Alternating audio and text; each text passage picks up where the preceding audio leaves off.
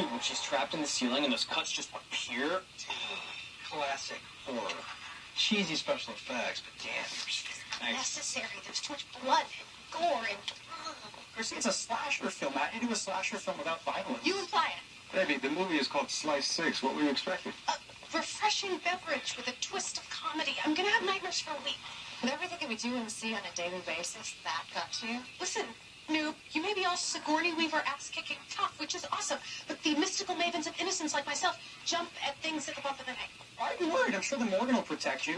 As long as he's not jumping out of his chair like a prepubescent schoolgirl. The only reason I jumped is because you guys woke me up. How could you sleep during that? Easy. You dragged me out after a 12-hour workday. For what? You're telling me that girl didn't know that the unsub was waiting for her upstairs? Come on. Villain. What?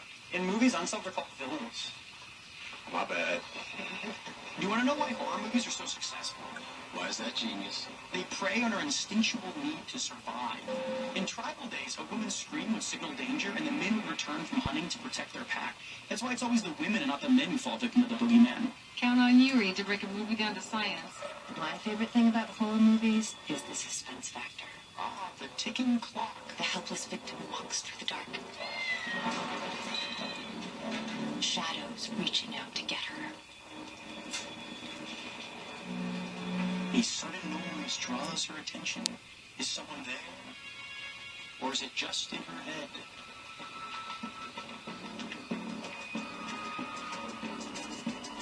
Still, it's totally unrealistic. No one should be walking through a dark alley by themselves at night. Hello?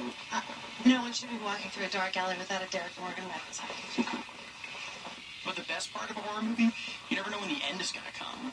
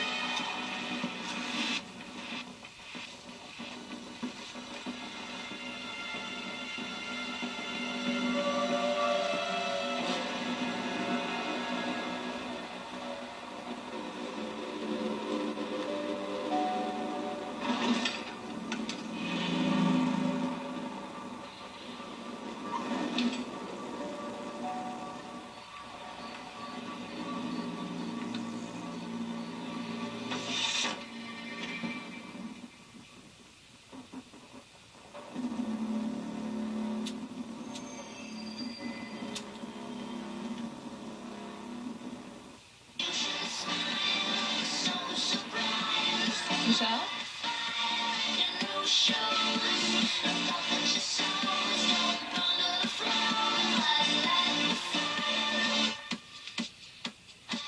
I wasn't expecting you back till the morning.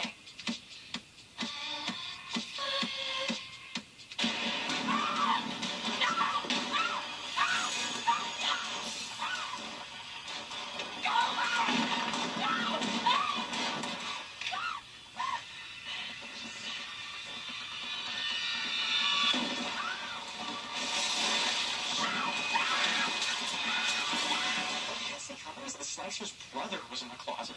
Frightening. His betrayal had consumed me and sent his brother to his own private hell. Speaking of horror... What's Strauss doing here? Whatever it is, I cast my vote on not good. I was expecting the grief assessments yesterday. I left them on your desk last night. Oh, well, good. The next step, your team will be observed in the field. This really isn't the time for another evaluation. When is a good time?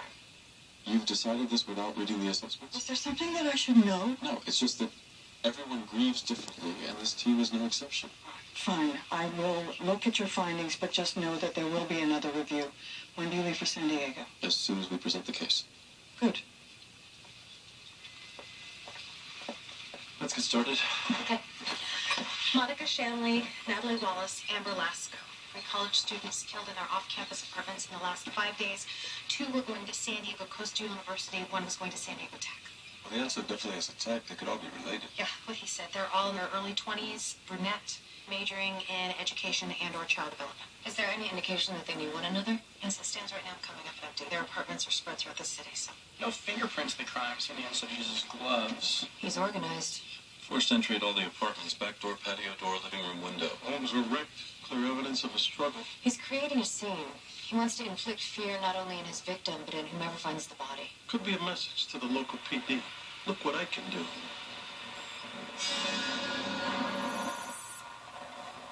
He's killed 3 women in under a week. In all likelihood, he's hunting for his 4th victim now. San Diego PD wants us on the scene as soon as possible.